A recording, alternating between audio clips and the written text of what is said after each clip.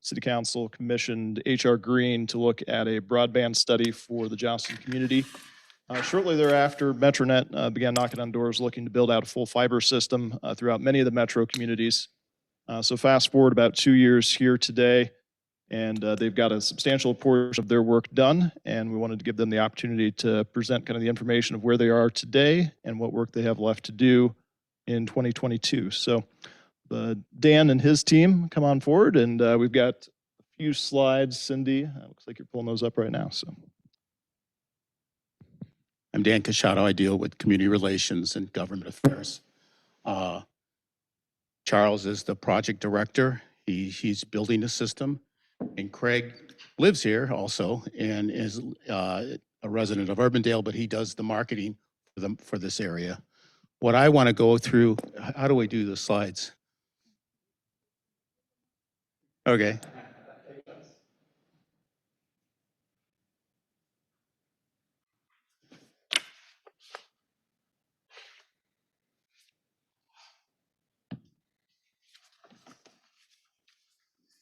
There we go. It's a Microsoft Surface. Next slide. Thank you. And Charles Green. First of all, company over. Give you an idea what the company is. You want to know we are in over 150 communities. Our headquarters is down in Evansville, Indiana. We are in 15 states. We've bought other companies like Jaguar, Lightspeed, and CTS. We are in the process of purchasing another large company called Vexus, which is a public, it's public knowledge. And we are a 100% fiber optic internet, television, phone. Once again, we were established in 2005.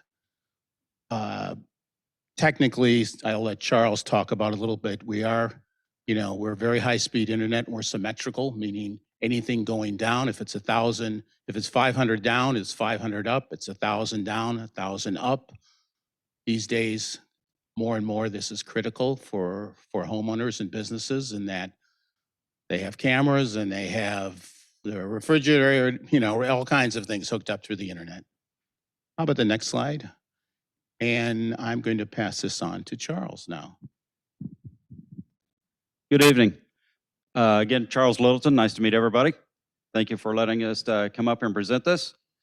So far, we built out quite a bit of Johnston, and we're continuing to build.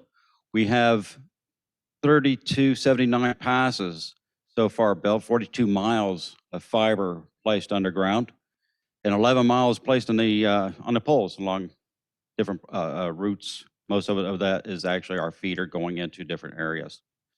What we have left to build throughout this year is we're going to pass up about 2,812 passes, those are homes, to build. 27 miles of that will be placed underground and 21 miles of it will be placed in aerial. So we're looking to begin that build sometime around April after everything kind of thaws out. A little cold up here in Iowa. And we'll continue building that through the end of the year to complete all the areas of Johnston and some special treatment areas as well. Quick question, what is passes? Oh, I'm sorry, yes, passes, that'd be our terminology, that'll translate that homes, right? That's every count we go through. If there's a vacant lot, we would just wait for somebody to build, we'll give them internet too, right? So again, as Dan was mentioning, this is 100% fiber to the home design. So everything from end to end is fiber. It's a high-speed network, and the symmetrical part of it is actually the great part of it, because so many companies didn't have or didn't offer that capability. And with today's people, more so in the homes, as Dan was mentioning, the M2M stuff and machine to machine, which is your refrigerators, your thermostats and everything talking to one point or another, that up speed going back into the internet as well as the download is very, very important. So, any questions so far? Next slide.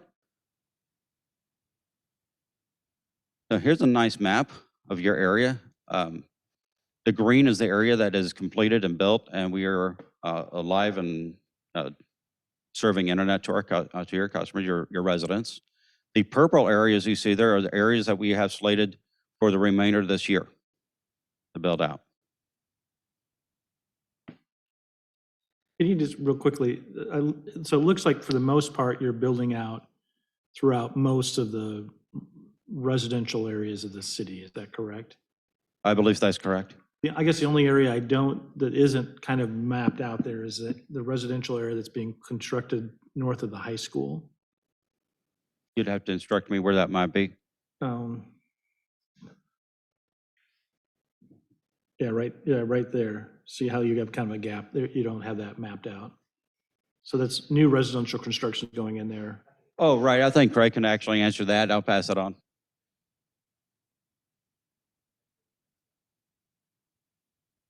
So maybe I'll address your question and then go back to the agenda. So part of our responsibility is to look at the expansions that are going on within the city. Part of my team handles community development, is what we call it, looking at areas of new residential where there's MDUs, multi-dwelling units, homeowners associations that are on private streets, et cetera. So we'll go from the city build that Dan and Charles are talking about and continue to build that out. So we work closely with the city on those new developments.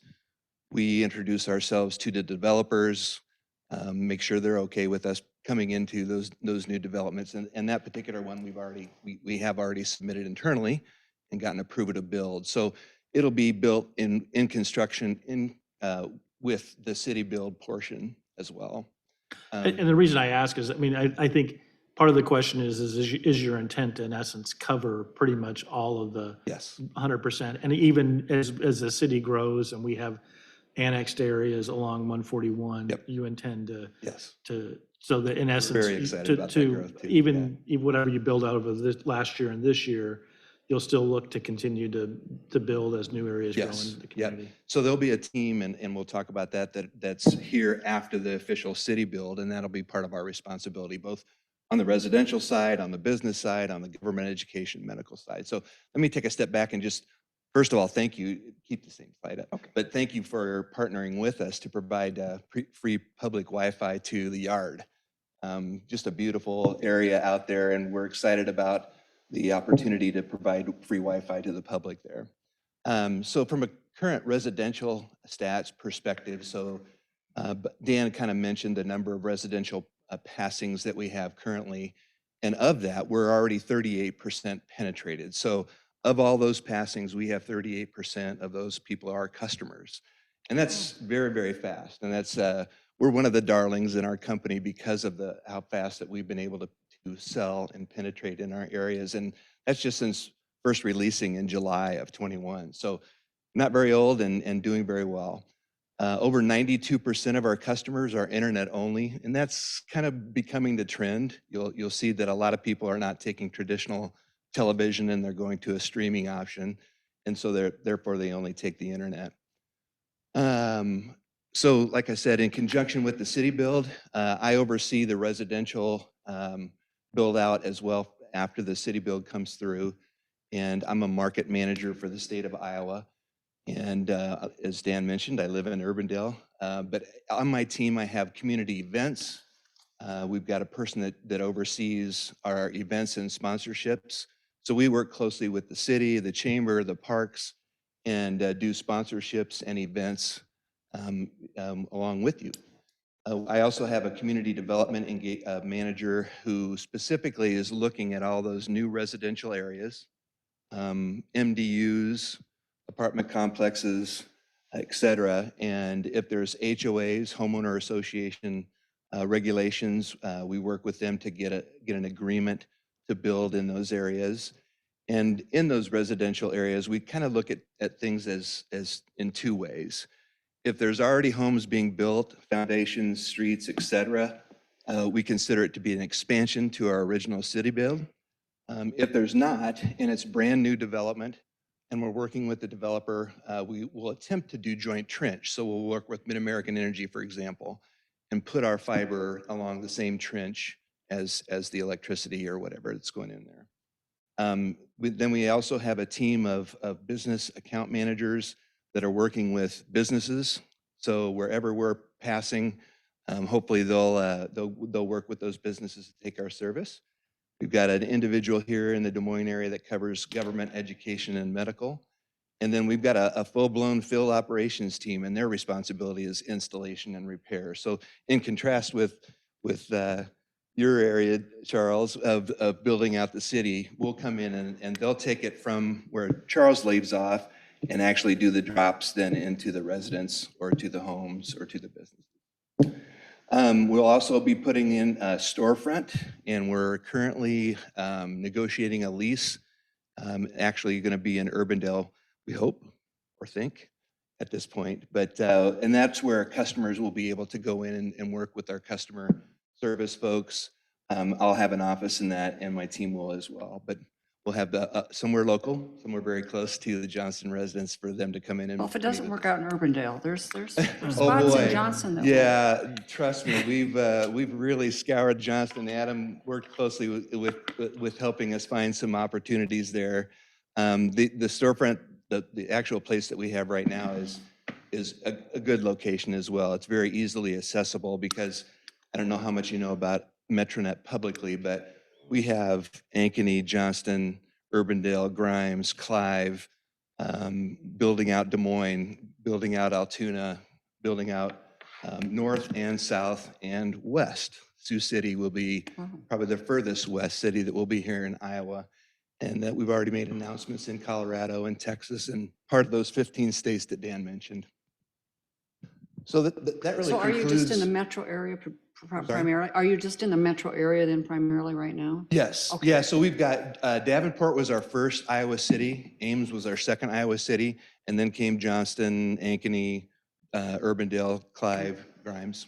We've already built the Quad Cities. We're in the process of building Iowa City, Coralville. So there is more. Okay. Cedar Rapids? We're Not yet. not in Cedar Rapids currently. Okay. Iowa City is the next place. A lot of times, if there's already fiber that's there with another company, we'll tend to find a place that doesn't have that capability and go there to make sure that people have the opportunity to get those high speeds. Any other questions? I do. Sure. Done a very good job. Oh, thank Getting up fiber optics. I work from home, and three of us are software engineers at home, so we need internet. We cannot survive with that. But haven't received Metronet yet. I'll wait for it. Anyway, so I just received a few comments from the citizens up here who have received Metronet. And I think I forwarded that to you, Adam, as well. I think you might have already done. Some of them have said that the cables that are laid in their yard is still hanging outside, not buried in. So I'm not sure if that was taken care of or not, but that was not supposed to have happened, right? When you bury, you should be buried inside, not be hanging out on the ground. And so that's something you might want to look at every place. And I received a few complaints about it. I did forward that. I think you might have already received it, but don't look at it. Second one I received was that some people say the internet goes away, does not come back for 2 days. They call up the service and they don't receive any response. When they have paid so much money, they should be getting good response. And someone said that I'm keeping both internet service, Metronet and Mediacom or Central Link, and they're keeping both because they're not very comfortable with the service yet. So a few things, I'd like you to address those things. How are you going to address those issues? And we have, yes. So to your first point, that drop berry that goes from a place in the ground or a pole initially gets dropped and then run to the house and lays upon the ground. The drop berry teams that we have are contractors that come in, and within 10 business days, typically, that drop berry should be completely buried. And if it's not, hopefully the customer is contacting us and we'll go back out and repair it. They try that. They did try asking you that question. They did not get any response, so they asked me about it. Why is this stuff? That's unfortunate, yeah. Well, that's something that we definitely should not have to have happened. My question. Yeah. Exactly, that's my question. Yeah. So you're providing us good service to citizens. Oh, But absolutely. just some of the small things creep up and they will lose confidence in the Yes. internet, right? Yep, So absolutely. I assume that you'll take care of those issues. We definitely will. And to your second point, that's another example that I think in that particular case, we've only had two, what I would consider to be major outages. And those unfortunately occurred within a month and a half of each other. One was 6 hours and the other was 8 hours, I think. Yeah. And we had an issue with the provider that was coming into our hut and then out to surrounding areas. So it wasn't just Johnston, unfortunately, it was Johnston, Urbandale, and Grimes. Okay. All those customers unfortunately were impacted because of the other company's fiber, and we had to work with them, correct that issue, and then make sure it worked. And so since that time, we haven't had, and I'm on the network, so I live and breathe by it as well. And so since then, we haven't had any others. Very good. Yeah, so we have a redundancy. So since then, we've actually added redundancy into the system to take care of any of the other impacts that may actually occur. So, and it is fully redundant between our systems, and so we shouldn't have any of the further issues. Very good. I Yeah. was looking for that answer for the redundancy, if there any redundancy at all. So Right, that's and to good go know. back to the drop issue, we actually have addressed that internally with our teams, the drop teams. It just simply shouldn't happen, so we have addressed that internally as well. Very good. Okay. So the third question I had was, you have dates to be done by end of this year. Do you have some kind of a timetable, which area gets which, when they get the internet connection? Yeah, I actually do have a timetable I can send over to somebody Yes. that we have slated for it. I'll send it over to you. Oh, That'd be good. Thank you. Appreciate that. thank you. Any other questions at all? Yes, I'd like to piggyback off of Councilmember Reddy from the standpoint of, I am a customer of yours, and quite frankly, I'm disappointed. But besides me airing my own personal views, the reality is, it doesn't seem like, from my own experience, that you participate in the one call program at all before burying your fiber. Is that correct? One call, you do? Yes. Okay, the burying of mine did not occur in that capacity, or whatever was not spotted. I want to strongly encourage you to take part in that for your own safety and for the safety of everyone. It's incredibly disappointing when that doesn't take place. The other thing I guess I just want you to speak more generally on is, once this build out finally occurs, will service change at all as far as that goes? In other words, do we anticipate either bogging down the system or improving the system in some capacity once completed? So we are actually internally into our huts is the locations where we house most of our electronic equipment. Growth is always going in there. So we see any of our metrics showing any kind of a slight impact to it. We go in, we increase that capacity all the time. So we're not looking at oh, do we have to squeeze it up too tight? No, we're actually proactively seeing this, and we are proactively growing it so we don't run into this bogging down as we add more customers. We build to 100%. So the concept of building to 100% is to be able to serve 100% of what we build. So when we say we build 3,000 plus residents, that's going to give them everything that we can muster up to give them the full service package that we offer. All right. I must not be getting it. Yeah, exactly.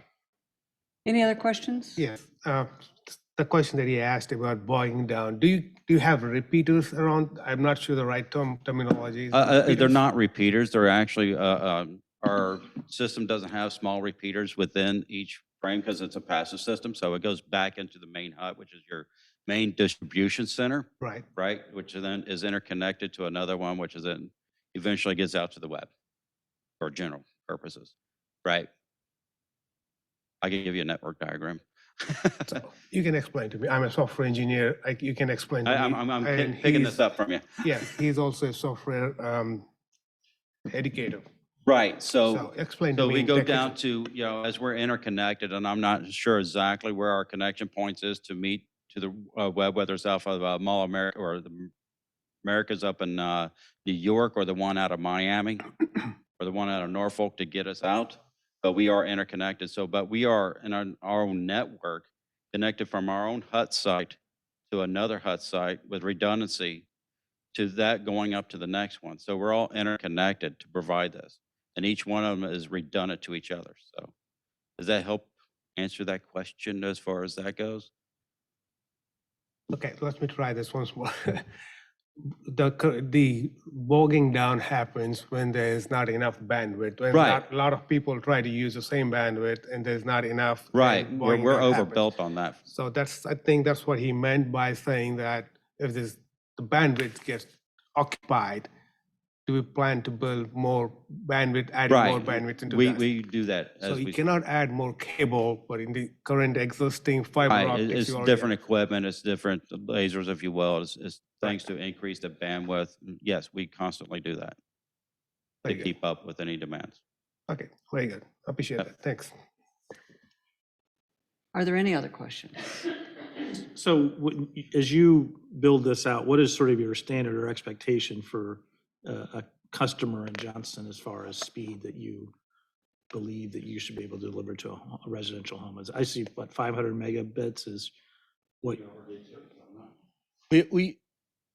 You can go, most customers, I think most of our customers try out the gigabyte and then they come down to 500. I mean, the You do- so beauty you of our offer gi- system is you do offer if in the gigabyte future service. we need to go 10 gigabytes, it's the electronics on both ends and that we can do that. The industry itself, I mean, I've been in this cable industry for over 30 years, a lot on the programming side. When Craig said that 92% of our people only take internet, that's indicative of the country.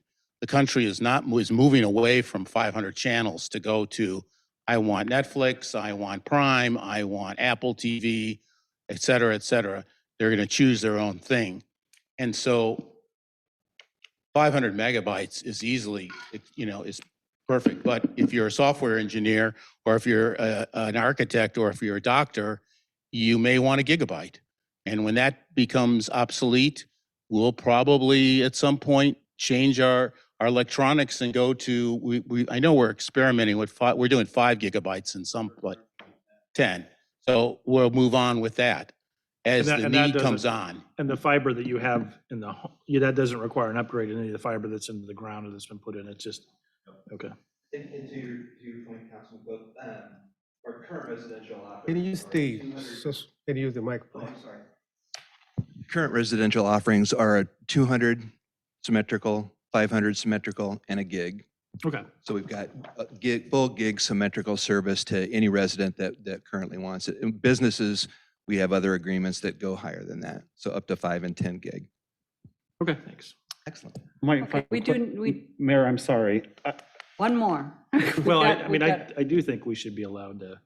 We do have 2 other agenda I- items. I understand And it. what I was going to suggest is that, and Councilman Burkhardt, I'm going to let you ask your question, but it sounds like this could go on for even longer. And I think what we need to do is, we do have some other agenda items. We do need to move on.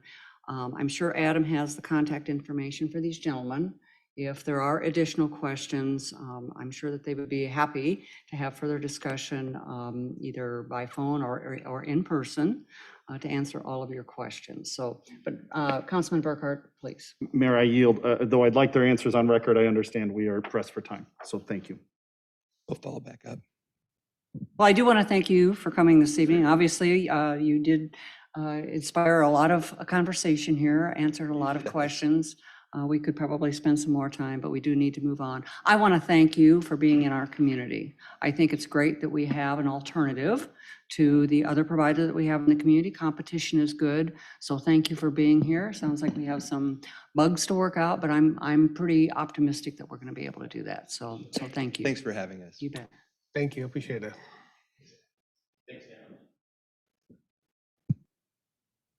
Adam, do we want to move on to the update on the Merle Hay Road Gateway?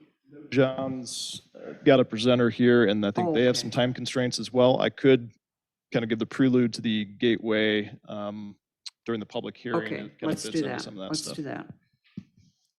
Apologize, my my guest has a 10-year-old birthday party to get to, so That's I don't think I important. can delay him much longer. But Mayor, Council, thank you for having us here to present Phase 2 of the Lou Clarkson improvement. The primary focus of this phase is the restroom and concession building, as well as shade structures that will be over top of the bleacher areas for the softball. We have Clay Schneckloff with Snyder and Associates here, and he's going to take us through a PowerPoint to kind of present the overall plan of this phase. Thank you, John. Hello, thank you, Council. Again, my name is Clay Schneckloth from Snyder Associates. Pleased to be here tonight.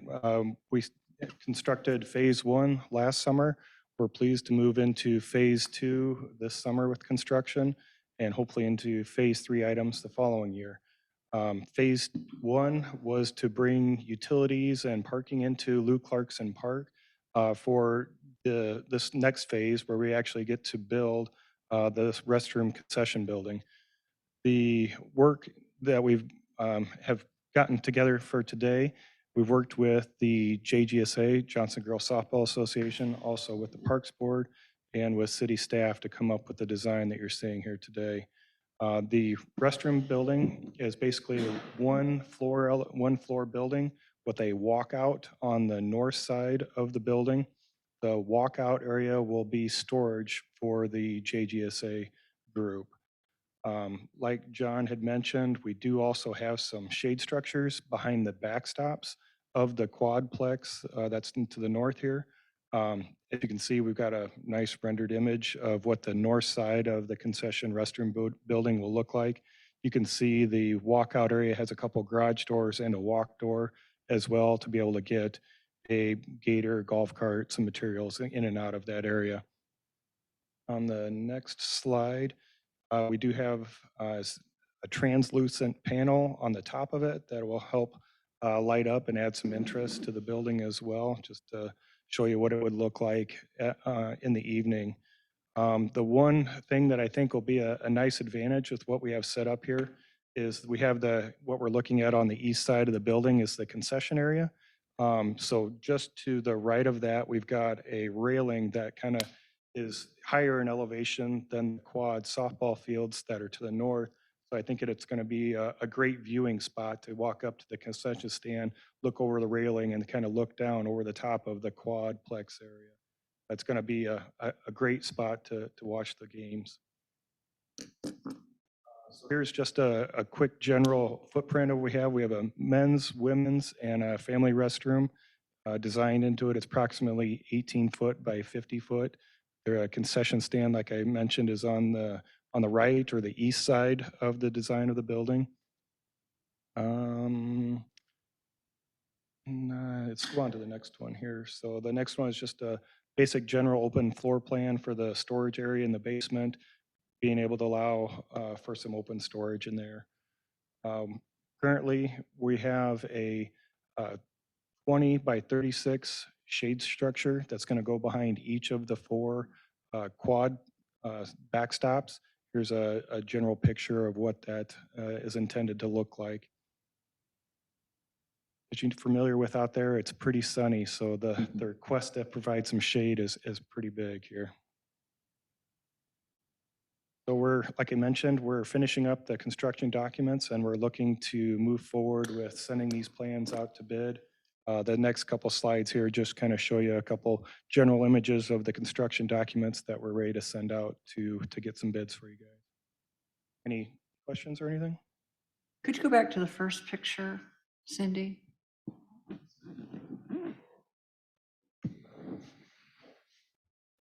Okay, I didn't remember this. There's quite a retaining wall there, and I didn't remember seeing the fencing along there or the rail. It's there, so just wanted to make sure we didn't have any kids falling over the edge. Correct. Yep. Council, have any questions? I'd just like to say that I know Clay's done a lot of work with the local softball association as well as John, and I think they've done a great job of putting together, really working with that board and trying to figure out what the needs are to help make those, especially the softball side of Lou Clarkson, to be a real first aid facility. So really appreciate all your work on that, and as well as John's. I think it looks beautiful. It'll be something that all the kids will be very proud of, and their parents. And very functional, much significantly better than what we have out there today, so. Okay, sorry. Cindy, can you go back to the slide before?